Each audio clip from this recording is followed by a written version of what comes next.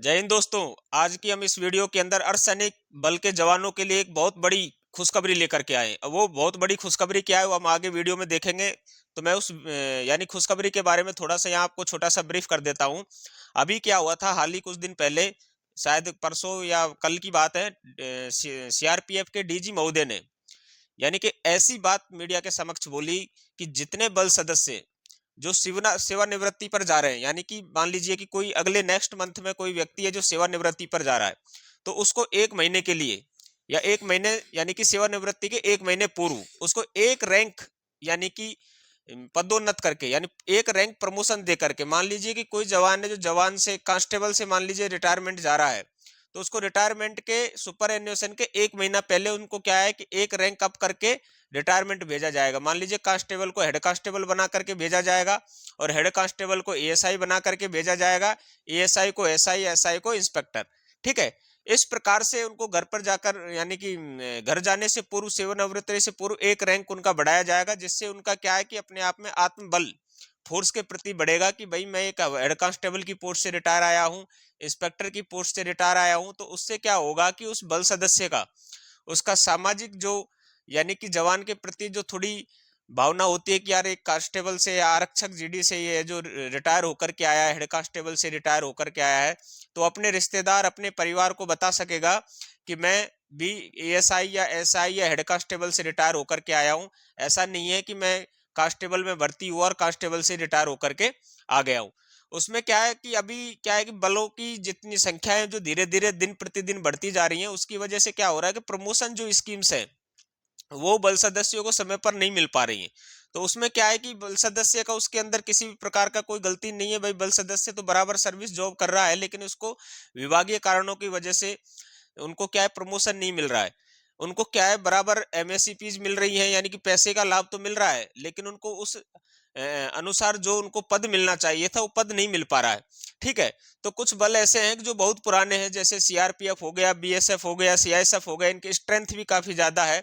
तो उनके अंदर क्या है कि प्रावधान तो वैसे 10-20-30 का रूल है कि 10 साल के बाद में हेड कांस्टेबल, 20 साल के बाद में एएसआई, 30 साल के बाद में सब इंस्पेक्टर, यानी कि जो कांस्टेबल रैंक में जो भर्ती हुआ है वो up to sub inspector rank तक उनका जाने का प्रावधान है। लेकिन क्या है कि वो लोग किसी कारणवश हैं जो विभाग का यानी पदोन्नति का लाभ नहीं ले पा रहे थे। तथा इसके साथ साथ गवर्नमेंट को भी किसी भी प्रकार का कोई नुकसान नहीं है इन यानी प्रमोशन देने से। क्यों नहीं है? क्योंकि फाइनेंशियल जो यानी उनको जो लाभ मिल रहे हैं, तो बल सदस्य को पहले से ही सब इंस्पेक्टर की पेमेंट मिल रही है, या जो एएसआई से रिटायर होने वाला है तो वो पहले से ही सब इंस्पेक्टर की पेमेंट ले रहा है। यानी फाइनेंशियल किसी भी प्रकार का लॉस इसको, विभाग को या डिपार्टमेंट को या गवर्नमेंट को नहीं है, क्योंकि फाइनेंशियल जो लाभ जो दिए जाने चाहिए कर्मचारी को तो पहले से ही मिल रहे हैं। तो इसलिए किसी भी प्रकार का फाइनेंशियल लॉस तो गवर्नमेंट का है नहीं। सिर्फ आपको क्या करना है, आपको बस एक रैंक अप करके उनको क्या है घर भेजना है, यानी सेवानिवृत्त करके भेजना है, सेवानिवृत्ति देना है। ऐसा ऐसा करने में कोई ज्यादा बड़ी यानी इसमें कोई खर्च या बजट किसी भी प्रकार का गवर्नमेंट का खर्च होने वाला नहीं है। सिर्फ क्या है जवानों का मनोबल बढ़ेगा, मोटिवेशन बढ़ेगा, तो अच्छे से कार्य यानी पूर्ण रूप से समर्पित होकर के हमारे देश के लिए अच्छे अच्छे कार्य हमारे जवान है जो करेंगे। ठीक है। तो आज मैं क्या है कि डीजी साहब, जिन्होंने सीआरपीएफ के डीजी साहब है, उन्होंने एक प्रेस कॉन्फ्रेंस की थी, उसके अंदर ये खुलासा किया था। तो मैं थोड़ा सा वो वीडियो उनका आपको यहाँ दिखाना चाहूंगा और उसके पश्चात हम देखेंगे, वीडियो में थोड़ा समझने की कोशिश करेंगे। ठीक है। कि जो ऐसे कर्मी हैं जिनको 30 जिन्होंने अब रिटायर होने वाले हैं, रैंक प्रमोशन नहीं मिल पा रहा, लेकिन एमएससीपी मिला हुआ है, ऐसे कर्मियों को रिटायरमेंट के 1 महीना पहले एक रैंक अप भी कर दिया जाए। अगर आप कांस्टेबल हैं तो हेड कांस्टेबल की रैंक लगा लें, फीते लगा लें। अगर आप हेड कांस्टेबल हैं तो आप एएसआई का लगा लें, एएसआई है तो एसआई का, और एसआई है तो इंस्पेक्टर का लगाकर रिटायर होके घर जाए, गांव जाए, परिवार को एक रैंक पर दिखाए, क्योंकि उसकी कोई गलती नहीं है, लेकिन बल की संरचना ऐसी है कि किसी कारणों से रैंक अप प्रमोशन नहीं मिलता है। इसमें कोई फाइनेंशियल इन्वॉल्वमेंट भी नहीं है, लेकिन बल के मोराल के लिए, रिटायरिंग कर्मी के लिए, अपने परिवार को दिखाने के लिए, गांव में दिखाने के लिए ये एक मोराल बूस्टिंग कदम होगा। माननीय गृह मंत्री जी ने फौरन मान भी लिया। मैं सोच रहा था कि आजकल में ऑर्डर भी आ जाएगा, लेकिन शायद उसमें थोड़ी सी देर होगी। बट आप लोग आश्वस्त रहें कि वो और थोड़ी मंथन के बाद सारे बलों को उसका फायदा होने वाला है। जो हमने कोशिश की थी वो सीआरपीएफ के लिए की थी, पहले आईटीबीपी के लिए की थी, लेकिन अब आज की डेट में लग रहा है कि वो सभी बलों के लिए। तो जैसा कि आपने वीडियो के अंदर देखा कि हमारे जो डीजी महोदय सीआरपीएफ के, उन्होंने क्या बताया वीडियो के अंदर, उन्होंने आपने सुना भी।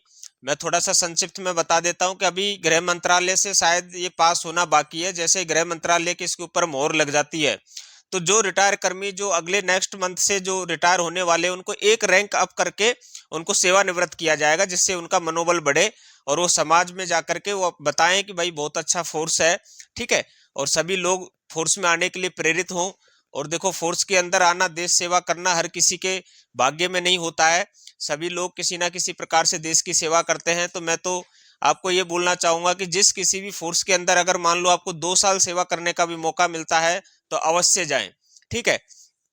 कई देशों के अंदर तो ऐसा भी प्रावधान है कि कोई भी, यानी कि जब तक आप फोर्स की सेवा ज्वाइन नहीं करते हैं तब तक उनको ना तो किसी भी प्रकार का कोई सिविल जॉब यानी कि देश के अंदर मिलता है, ना किसी भी प्रकार का यानी पॉलिटिकल उनको बैकग्राउंड यानी पॉलिटिक्स में वो जा सकते हैं, ना ही वो डॉक्टर बन सकते हैं, ना ही और किसी प्रकार का रोजगार प्राप्त कर सकते हैं। उनको अनिवार्य रूप से यानी कि रखा गया है कि भाई 2 साल 5 साल आपको पहले फोर्स के अंदर सेवा देनी होगी, उसके पश्चात ही आप है जो सिविल जॉब के अंदर अप्लाई कर सकते हैं या जा सकते हैं, ठीक है।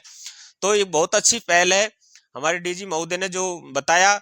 और ये सभी पैरामिलिट्री जितनी फोर्सेज है, सीआरपीएफ हो, चाहे बीएसएफ हो, चाहे सीआईएसएफ हो, चाहे एसएसबी हो, आईटीबीपी हो, ये सबके लिए लागू होगा, ठीक है। तो सभी पैरामिलिट्री फोर्सेज को यानी कि ये बहुत अच्छा एक संदेश और एक मैसेज मैं इस वीडियो में आपको दिया। आपको हमारे द्वारा दी गई जानकारी कैसी लगी, आप कमेंट बॉक्स में कमेंट जरूर करें। और यदि आप लोगों को वीडियो अच्छी लगी हो तो वीडियो को लाइक शेयर करना बिल्कुल ना भूलें और हमारे चैनल को सब्सक्राइब भी जरूर करें। इन्हीं शब्दों के साथ मैं इस वीडियो को यहीं करता हूं समाप्त। जय हिंद, जय भारत।